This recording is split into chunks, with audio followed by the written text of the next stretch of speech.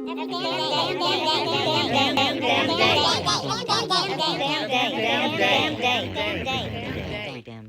damn day.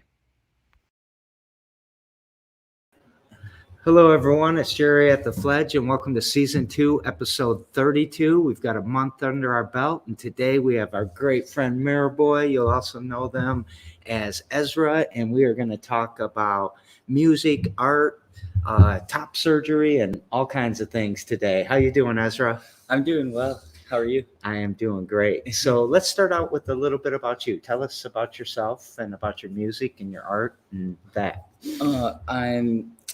I'm an Aquarius. I am working on a lot of music right now. I have some out on Spotify and Apple Music under Miraboy, and I've been working on an album for like a year now that's in collaboration with my twin Marshall and my friend Matt Waterman. Yeah. And Marshall was on the show, I guess, a few days ago. I did a rerun of Matt a couple days, or maybe a couple weeks ago. So, tell us about let's start with your music. I mean, I know art and music, or music is art. Yeah. But we'll distinguish them between your drawings and things like that. Let's talk about music.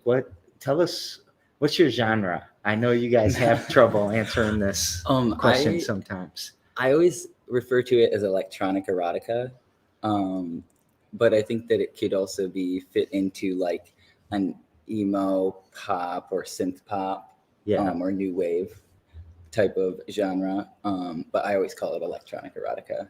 And do you have a theme that your songs are about?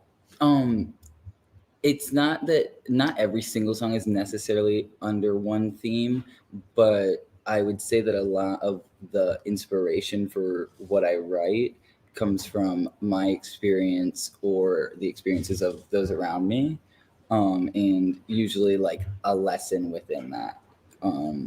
And it usually turns very visual for me when I'm creating, and I've always been very visual, just like a visual learner and everything.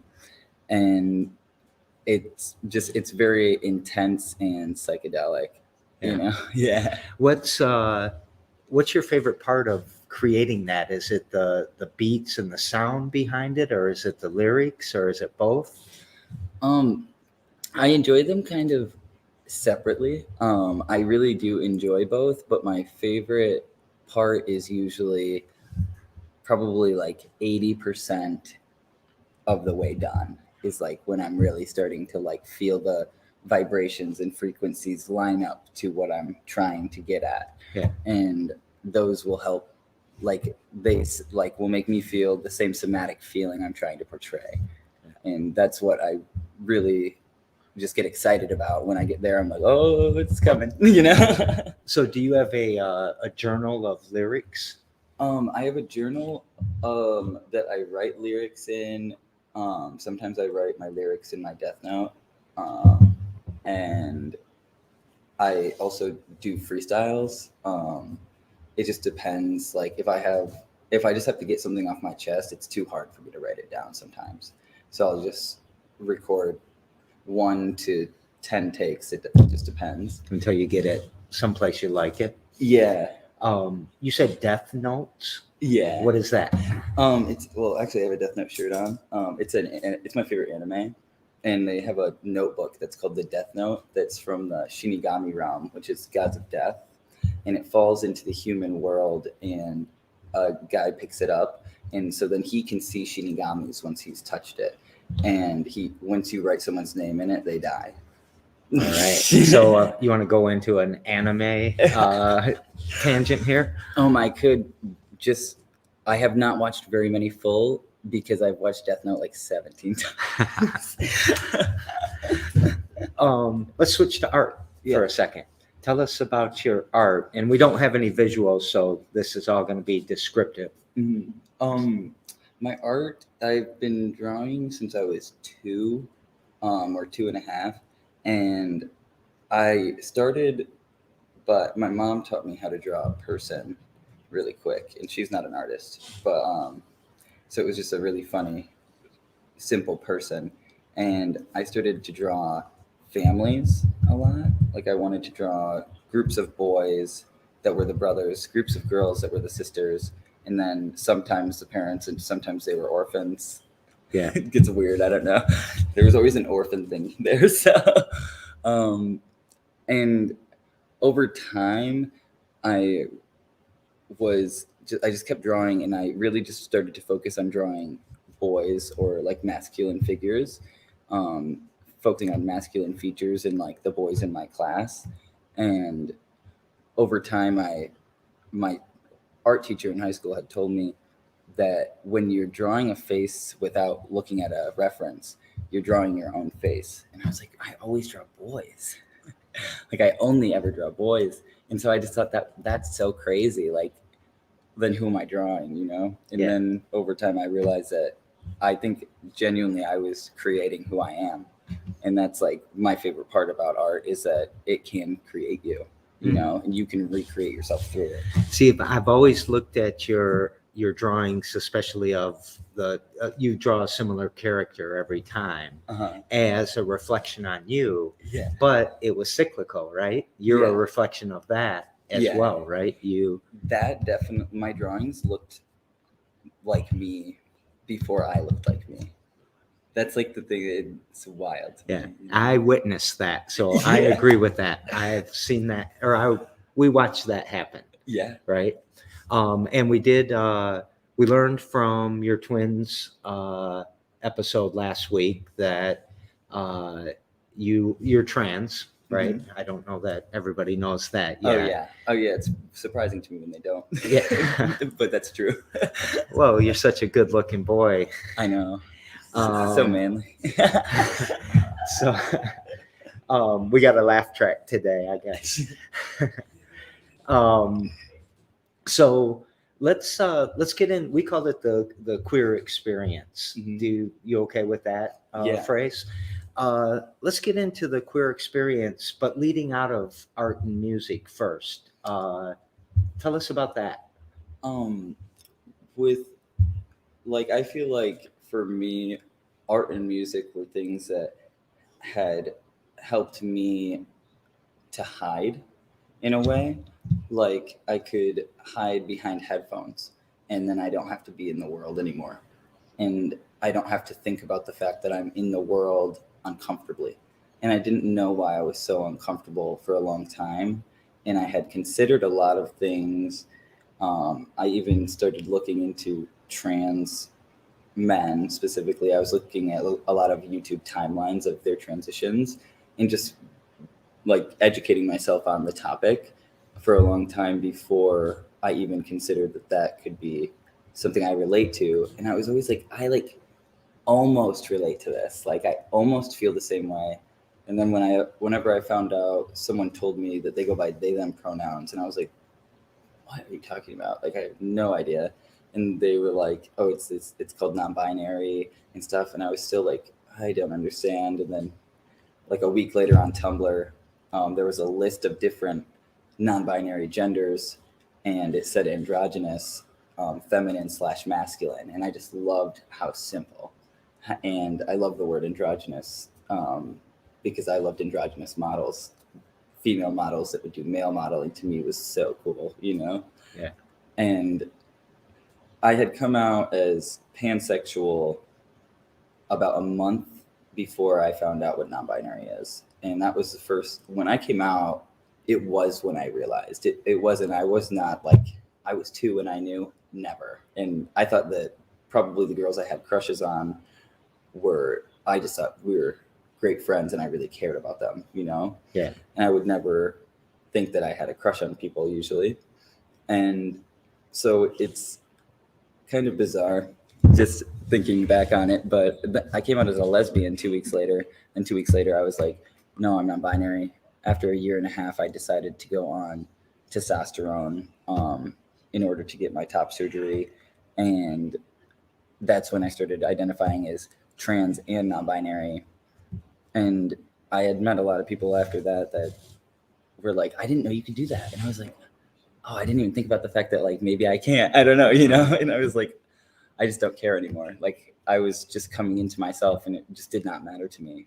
If anything was allowed, I was going to allow myself to be happy, you know? Yeah. Let's spend a little time on some lessons, because there are some old people out there right now super confused about what's going on here. And well, not just old people, but a lot of people are transphobic. Mm-hmm. And you see it, I still see it every day. And I'm Right. sure you see it more. Yeah. And just some people don't even think that some people might not be completely transphobic, but they are so undereducated, you know? They just don't know. And there's a lot to learn here. Like, Oh, yeah. how would you define non-binary? I would say non-binary it's either a mixture of the binary genders or null gender. So it just depends on how the specific individual identifies. And I do think that everybody naturally is sort of non-binary, which is like kind of controversial to say, but that's how I truly feel. Naturally, none of us have all these gendered thoughts or these gendered ideas of what makes us who we are, you know? Yeah. And I think people freak out when they think about that continuum, right? You've got female on one side and male on the other side. And, I was born a male, and, if you're saying I'm non-binary, you're saying I like to dress up in dresses, but I don't, they try to simplify it so much. Yeah. How is it really different than that? Because, like, for example, like I like how you said that, because so if you are born male, socialized male, then you have this one idea. And also going back all the way to the world wars, I'm sure way before, it's like men are conditioned by society and their parents and their teachers to not be feminine, and to be feminine is to demasculize yourself, or they will emasculate you. And it's just like this cycle of shaming people for being emotional or being whatever they view as weak, which is what they think feminine is. Yeah. Which is absurd. But everyone I'm scared of is female. Literally. Same. So, that presents itself as, boys don't play with dolls, and girls don't play football, and girls don't do math, and boys aren't good at English, right? Yeah. And it's really that each individual person has their own everything. It's all individual. It's what path and what decision do I make once I get to the fork? Which way do I go? Which way feels the most me? And I'm going to go there. And if that feels right, then it feels right. And that's the thing I really like about just even thinking about non-binary as a gender or multiple genders, because it's like I don't have to be stressed out about being like a man enough or being a girl enough, which I do feel that I experience that assumption from other people in social settings and stuff, where they're expecting a certain amount of masculinity or a certain amount of femininity from me. And it's all fluid. It could be completely different from day to day, but I think that everybody has feminine and masculine traits. In fact, they do. Right. And I think that the traits that you possess, you should be able to embrace instead of having to hide them. I've been friends with lots of boys who would call me in mental health crisis, and they would say, well, I couldn't call blank, whoever their boy best friend was, because I'm crying, and like he was going to say I'm a pussy or whatever, and that is so disturbing, because it's not wrong to be gay, but it's also not gay to like hug your male friend, you know, Right. like that is allowed. You can comfort somebody. But you got to can- say pause or something afterwards, or right? yeah, like no homo. Got to stay masculine in Yeah. my, discomfort and empathy and love and compassion for people. And it's like that openness that this is the part of me that I felt always within me is like, no matter how I felt about myself, it was my interactions with others and the openness that I had to letting them tell me how they feel about anything, whatever they need to talk about. And because I just really liked to be there and for them to be able to be vulnerable. And I think that if you're not being vulnerable, if you're hiding your vulnerability, you're throwing yourself into shame or guilt, mostly shame. Yeah. You know? And that doesn't seem too healthy. No. That I just wrote a line recently. Shame is the mind killer. Like it really is. Yeah. It makes it feel mute. What do you know about so the Native Americans had a third gender. They had male, female, and a third gender. What do you know about that? I don't know a whole lot, but I know that there were two spirits, and I was just watching something on this where there was, and I'm not going to describe this perfectly, but there was a tree that had split, and off one side was the male, and off the other side came the female. And this, I can't remember the tribe name, unfortunately, but I know they came out of that, and with whatever energy was left in that tree came the mixture of the two spirit. And these people were, to my understanding, from like Native Boy Toy on Instagram, whose name is Coyote. That's where I have seen them post a lot about it, and that it was like a miracle or like something that was valued in even the times of like when this was Native America, like, and that's just amazing. It's still Native America. Well, right. Before it was stolen from the Native Americans. Colonizers. Yeah. So let's talk about pronouns for a second, and it's going to lead into your battle with Medicaid. All right. But why are pronouns so important? Pronouns are important because you always, like, for queer people to feel safe and secure and just not some sense of fear or something. It's like this anxiety. It's to affirm their identity. And when, like, it's like the whole thing, if like your dad is saying something like you're acting like a little girl or something to a little boy, and that's not affirming and that's hurtful, and it can actually lead to long-term trauma. And it's when you don't respect someone enough to consider how they feel when you decide for them that their identity is invalid, which you can't do, but it's still hurtful. Even if you know that, it still is hurtful, because for most people, I would say it takes a long time to get to a point to know, but mostly to say it, to say this is who I am, is such a huge revelation in life that it's just, why would you want to take away someone's light? Yeah. I think it's super important. I can't remember if it was you or Marshall who asked me to keep putting my pronouns. That was me, but we probably both said a little bit. Yeah. And, I thought for a moment about that, not just because it's not just up there because you asked me. It's up there because, one, I recognize it as being important. Two, because I'm trying to affirm the continuum or the spectrum, as Matt has said over here in the comments, that I recognize that does exist.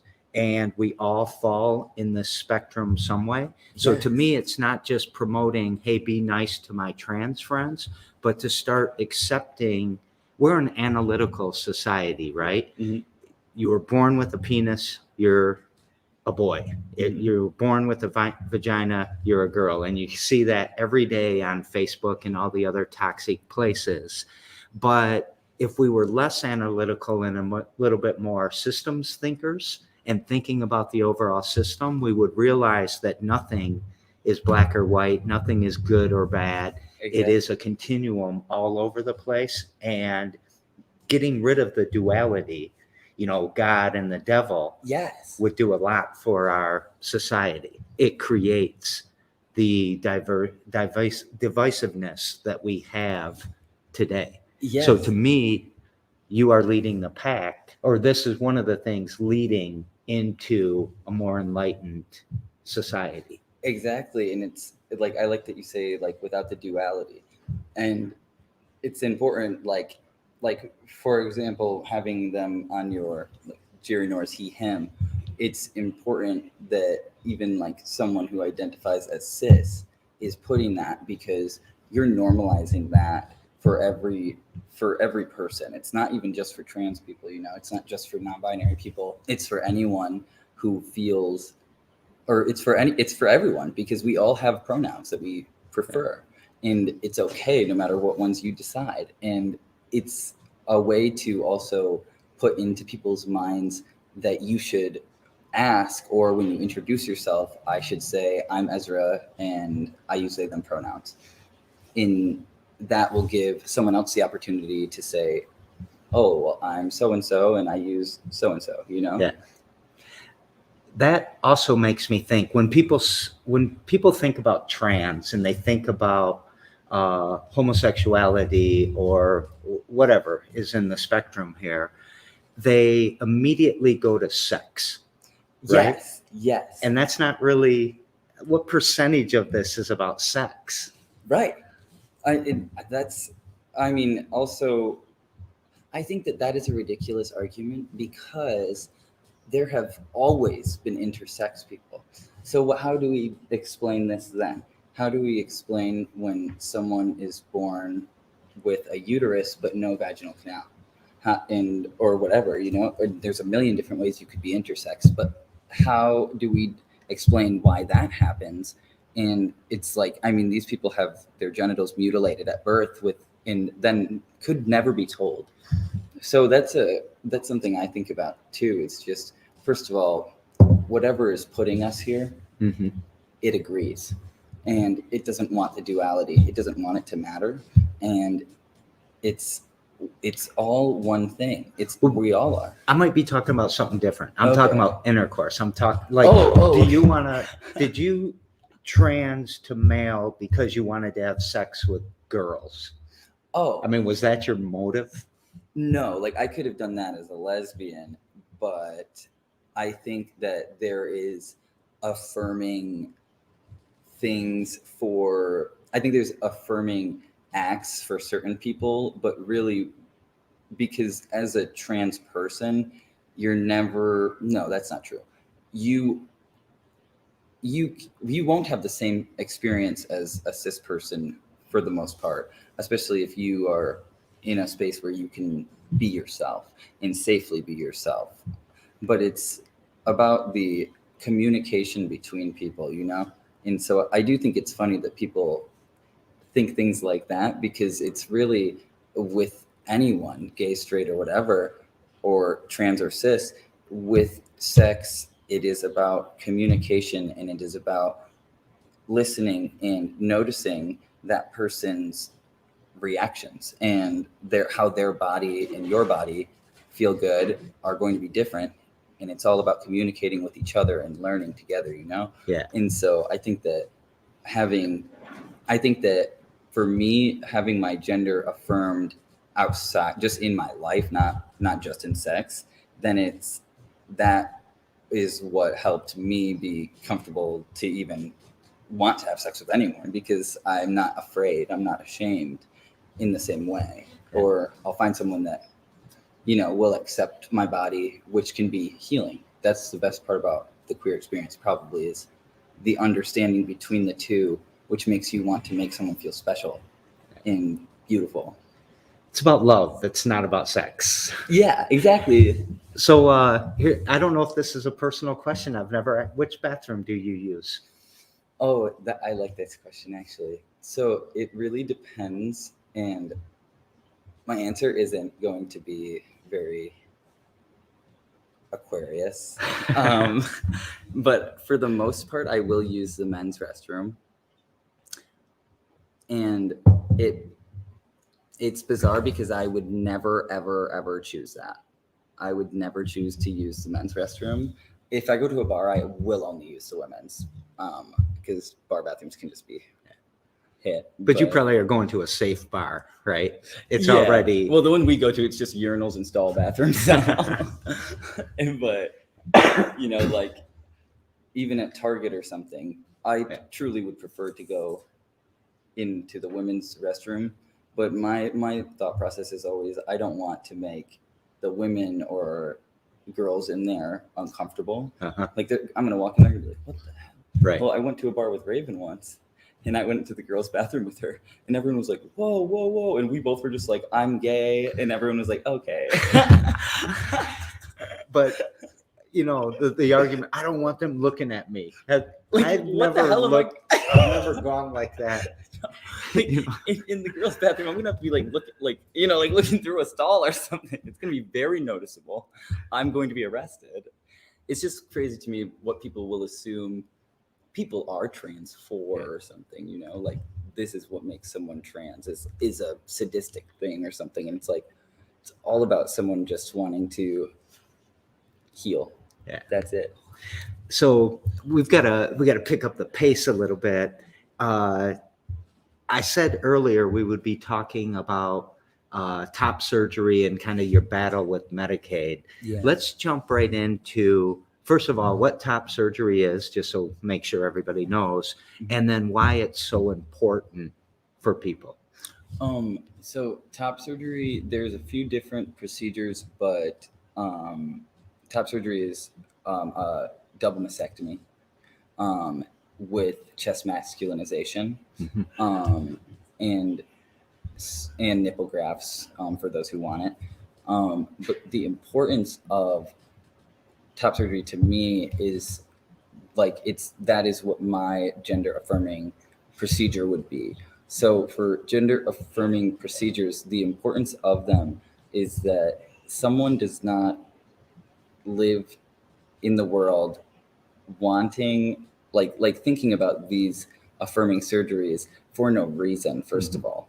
And it's just that it's been proven that people have dysphoria, gender dysphoria, and the gender dysphoria is a big cause. It can lead to suicide. It can lead to mental health crisis over and over and over.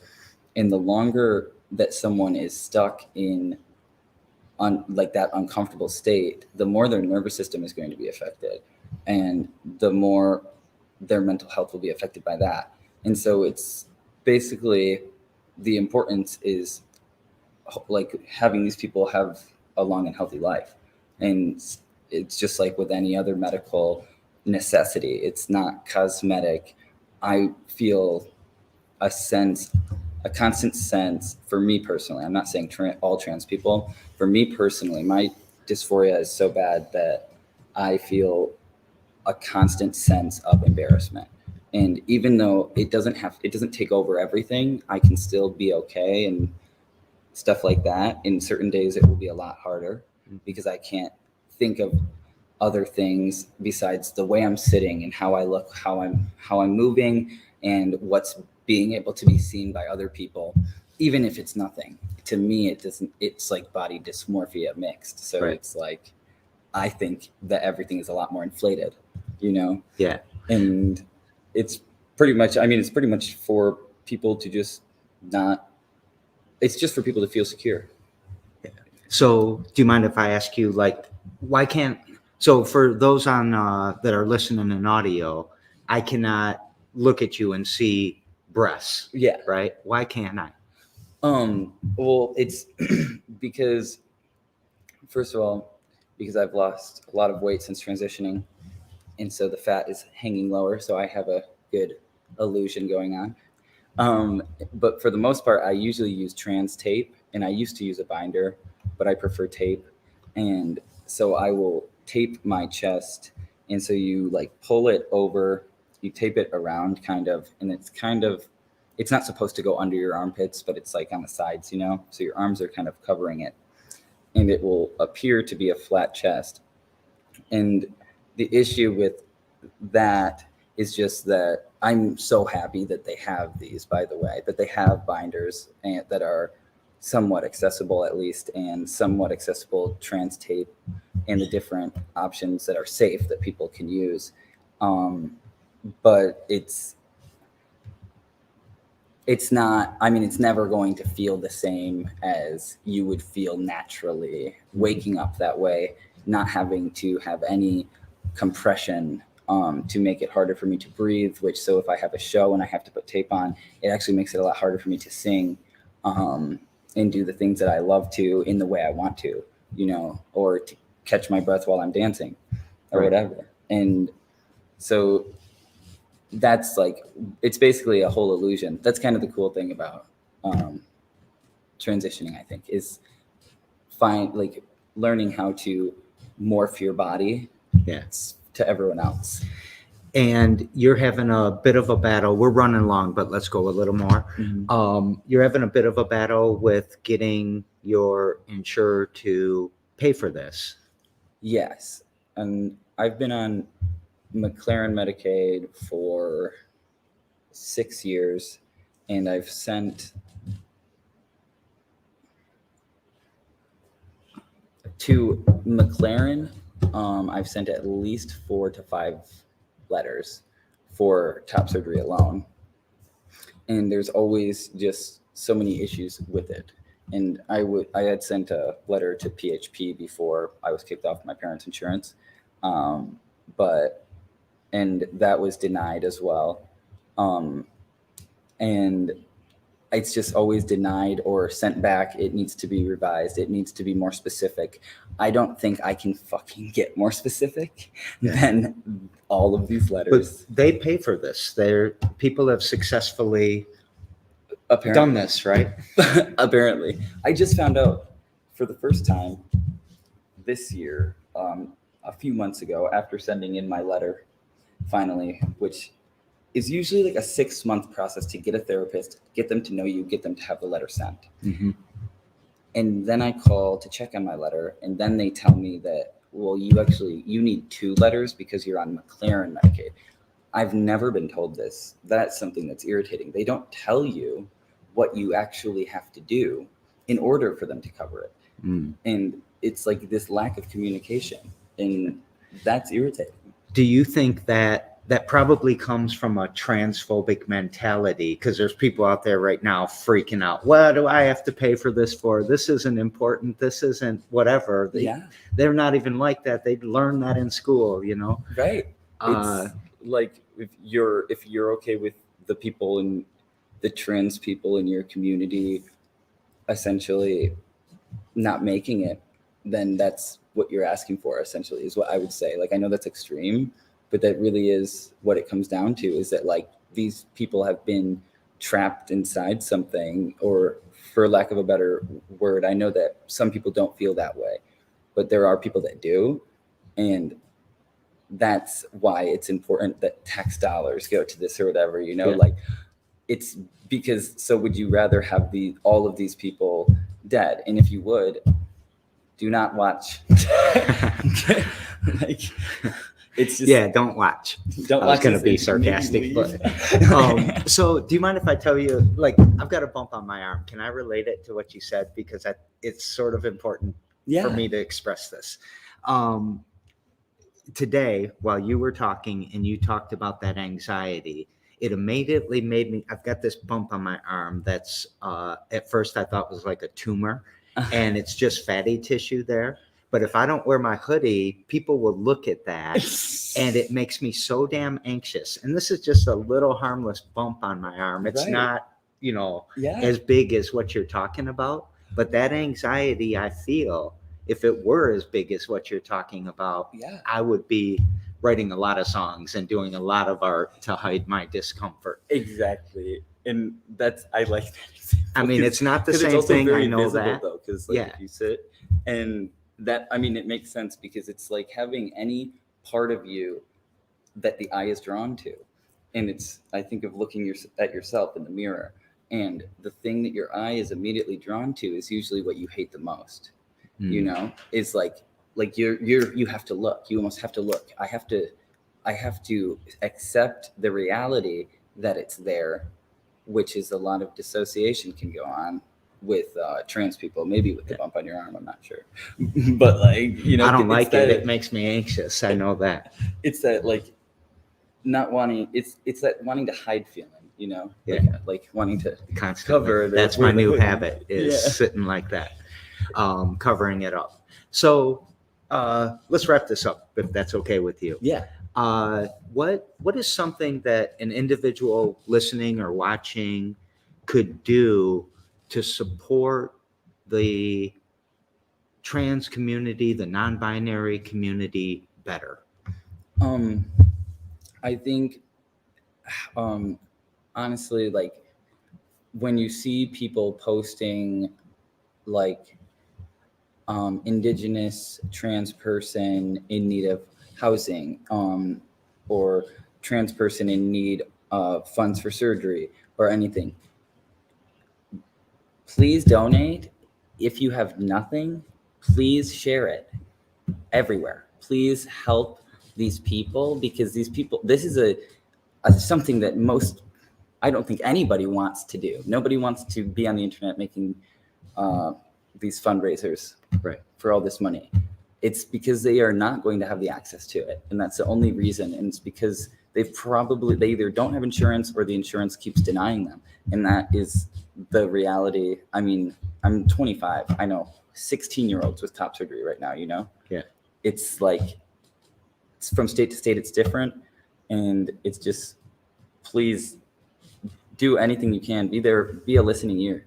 Be a person that will validate them and affirm them. So America is in a health crisis. I love the advice that you just gave. And this is one of the complicated issues within our health crisis that we need to do something about, because like I always say, we want to be surrounded by healthy, happy, prosperous people. And without taking care of everything, the whole spectrum, the whole continuum, that will never come. So thank you for coming on to this on the show. Thank you for telling your story, and thank you for being not only an advocate for yourself, but for an advocate of so many others who are also suffering through some things, or uncomfortable, as you said.